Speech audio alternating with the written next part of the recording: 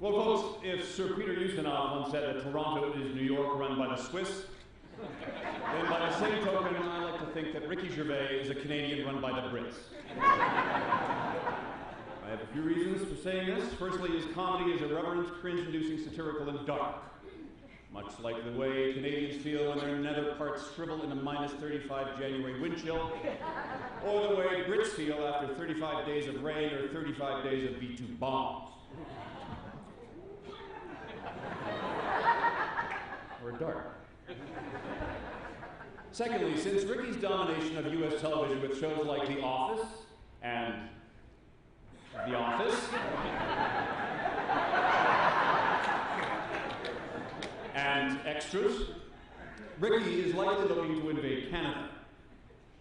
Now, he's doing this not by writing another fabulously funny TV show for the CBC, but rather by seeking Canadian citizenship because he knows we're an orderly bunch. Well, this part is easy because, for those of you that don't know, Ricky's father is Canadian, was Canadian from London, Ontario. However, I must warn you now, Ricky, on a personal note, this is very important, listen carefully, because there's something you don't know. If you actually do become a Canadian, we won't care anymore.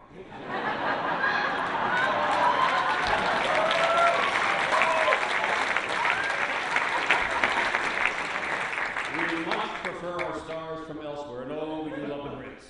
And Ricky is among the biggest, okay? Not as big as BP's Tony Hayward these days, but way less slimy, except for his character. Now, Ricky Gervais started his career path studying biology and quickly switched to philosophy at University College London, where he earned very high marks indeed. Now, this came as a surprise, as I think the general consensus was that Ricky himself was never as smart as the characters he played on TV. But he must have had something going for him, because it was there he hooked up with a very hot woman named Jane Fallon. Now, this is personally weird to me because I always thought he was gay. Anyway, Ricky got into music, and in the 80s had the gall to record two hit 80s pop songs called More to Lose and Bitter Heart with his duo Siona Dancing. Now, if you've ever seen pictures of Siona dancing, you would then realize why he became an events manager at the University of London. And it was there he met his longtime collaborator, Stephen Merchant. That's actually who I thought was his lover. Anyway, they started writing sketches for the BBC. Ricky continued with shows like the 11 O'Clock Show, Bruiser, Comedy Lab, Sketch Show. Is it Wikipedia great? But then he hit the mother lode with The Office.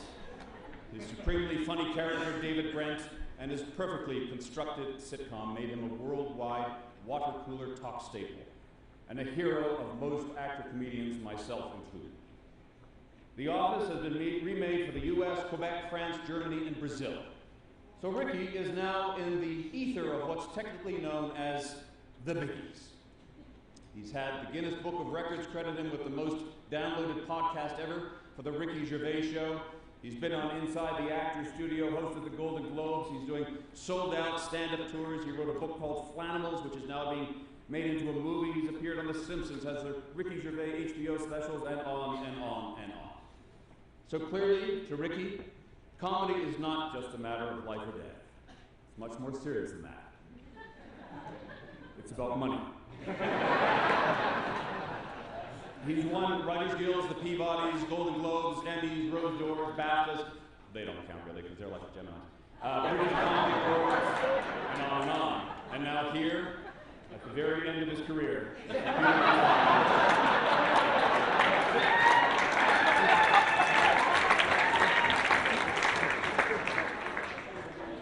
seriously though, I do want to take a second here to say it is a real treat that they've allowed me to do this. I've never met Mr. Gervais, but he is a true hero. When they asked me to present the conversation went something like, Peter, would you like to present Ricky Gervais with the Ustinov? Yes.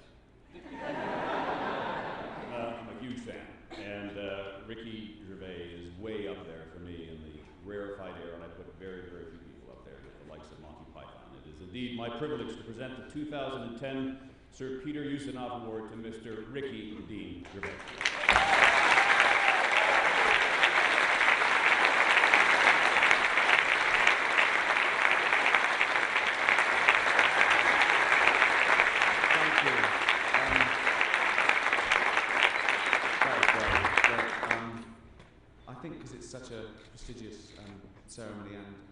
show, I've actually prepared a speech for the first time and a list of people to thank.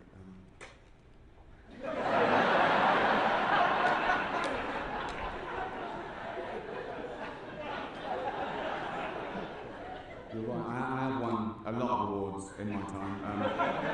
Too many, it's a bit embarrassing. In fact, a friend a while ago joked, he said, "Ricky, you travelled to the ends of the earth to get an award." I laughed, but here I am.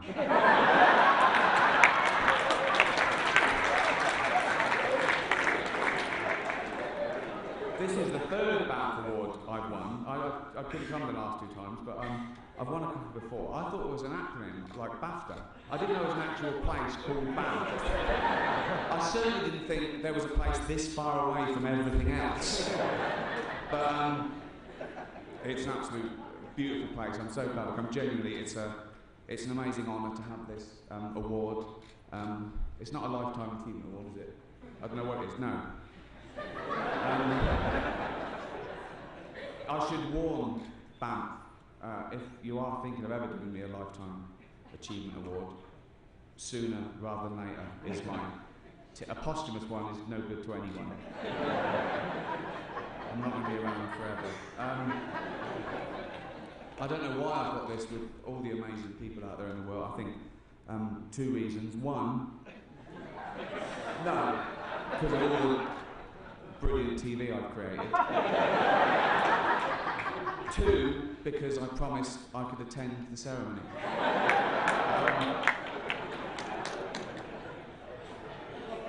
I should thank some people. I've never done this before, but I should.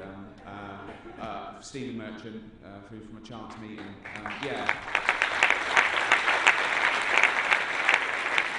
I consider working and writing with Stephen my day job. With everything else that happens, that's the thing I think is my job. There's nothing better than sitting in a room with Steve, just coming up with stuff. BBC for letting us do exactly what we wanted from the beginning, which is unheard of. So genuine thanks to them, and HBO is my sort of spiritual home this side of the pond, and probably I think the best broadcaster in the world, possibly. And I always used to be quite cynical when people at these occasions would thank their wives and girlfriends, but I have been with Jane for ages, from through thick and thin, and she has done fuck all. What